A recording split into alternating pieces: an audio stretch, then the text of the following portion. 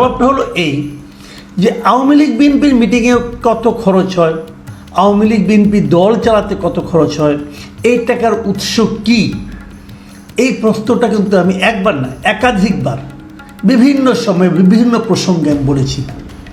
এখন গতকালকে মিটিং হয়েছে নাগরিক পার্টির, জাতীয় নাগরিক পার্টি, তো ওই সময় কি আমি আওয়ামী লীগের মিটিংয়ের হিসাব চাইব? এই কথা বোঝার চেষ্টা করেন ভাই। যাদের মিটিং হয়েছে তাদেরকে নিয়ে কথা বলছি, তো তখন যা যা আমার ভালো লেগেছে, যা যা ভালো লাগেনি সেগুলো নিয়ে কথা বলছি।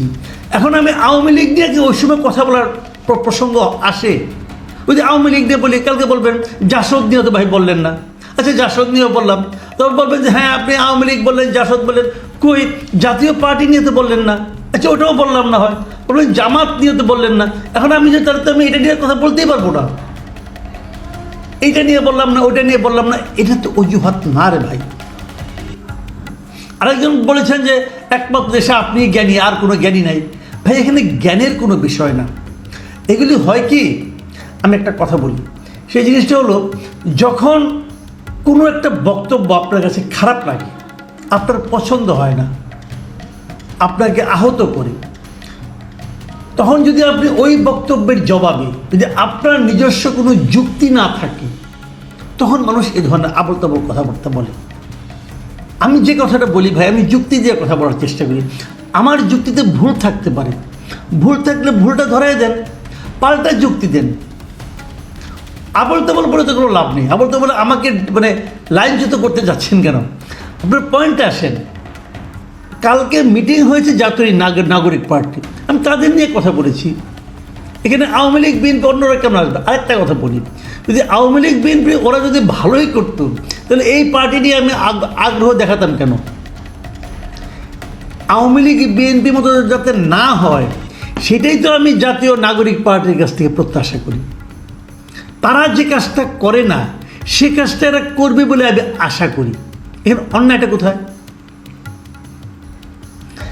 এমন তো না যে তারাও এদের মতো ওরা অন্যায় করেছে, ওদেরকে কেউ কিছু বলে নাই, অতএব এদেরকেও বলা যাবে না। বিষয়টা তো তা নয়।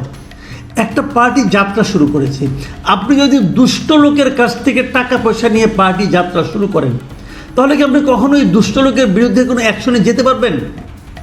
পারবেন না তো। আর এই যে কথাগুলো বলেছি, এগুলো তো আমি না জেনে বলিনি রে ভাই। দেশটা তো ছোট, কে কোথায় যায়, যে কি করে, এগুলো তো আমাদের কাছে কিছু খবর আসে তো সেগুলোর উপর ভিত্তি করেই বলি।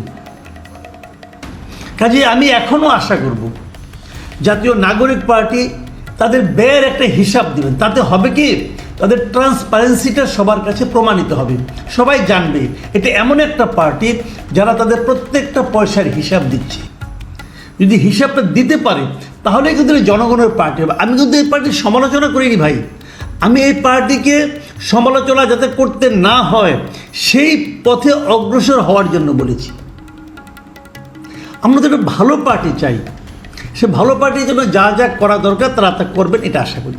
যাই হোক, আমি এখন মূল প্রসঙ্গে আসি।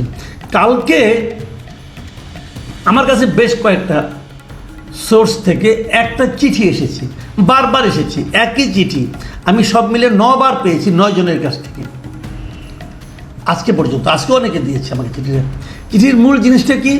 মূল জিনিসটা হলো পিরোজপুরের জেলা প্রশাসকের দপ্তর থেকে একটা চিঠি। সেই চিঠিটা হলো গাড়ি রিকুইজিশনের জন্য একটা চিঠি। মানে পিরোজপুর জেলা প্রশাসন কয়েকটা গাড়ি, 5টা গাড়ি চালক সহ রিকুইজিশন করতে চেয়েছে। সরকারের একটা আইন আছে, সেই আইনটা হলো 1988 সালের একটা আইন, অস্থাবর সম্পত্তি হুকুম দখল আইন।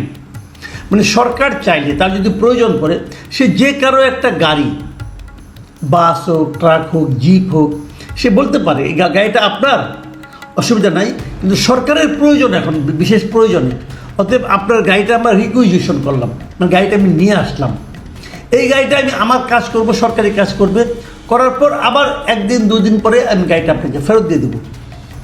রাষ্ট্রের কাজে আপনার গাড়িটা আপনি দিবেন সরকারকে।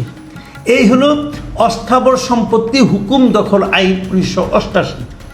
এই আইনের 3-1 ধারা অনুযায়ী সরকার চাইলে জনস্বার্থে যে কোনো গাড়ি রিকুইজিশন করতে পারে। এই সম্পর্কে আপনারা জানেন, নতুন করে বলার কিছু নেই।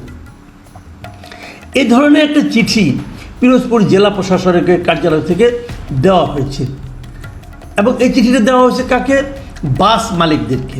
তারা 5টা বাস তাদের প্রয়োজন এবং সেখানে বলা হয়েছে যে এই যে কালকে যে সমাবেশটা হয়েছে, এই সমাবেশে ঢাকায় আসার জন্য, পিরোজপুর থেকে ঢাকায় আসবে, এই জন্য এই গাড়িটা দিতে হবে এবং এই গাড়িটা নেওয়ার জন্য, তাদের কাছ থেকে নেওয়ার জন্য মোহাম্মদ মুসাব্বির মাহমুদ সানি, উনি হলো প্রতিনিধি জাতীয় নাগরিক কমিটি পিরোজপুর, ওনার ফোন নম্বর দেওয়া হয়েছে যে তার কাছে এই 5টা গাড়ি বুঝিয়ে দিতে বলা হয়েছে।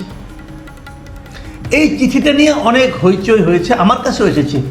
আমাকে অনেকে বলেছে দেখেন এটা দেখেন, এইভাবে এই সরকার এই জাতীয় নাগরিক কমিটির লোকদের মাধ্যমে এই জাতীয় নাগরিক পার্টি যেটা হচ্ছে এদেরকে নানাভাবে হেল্প করছে, সাহায্য করছে সরকার। যদি সরকার সাহায্য করে তাহলে এটাকে আমরা কিংস পার্টি বলবো না কেন? অথবা সরকার কি কেবল একটা পার্টিকে সাহায্য করতে পারে? সরকারের কাছে তো সব পার্টির সমান হওয়া উচিত। তাহলে লেভেল প্লেইং ফিল্ডটা হলো কীভাবে?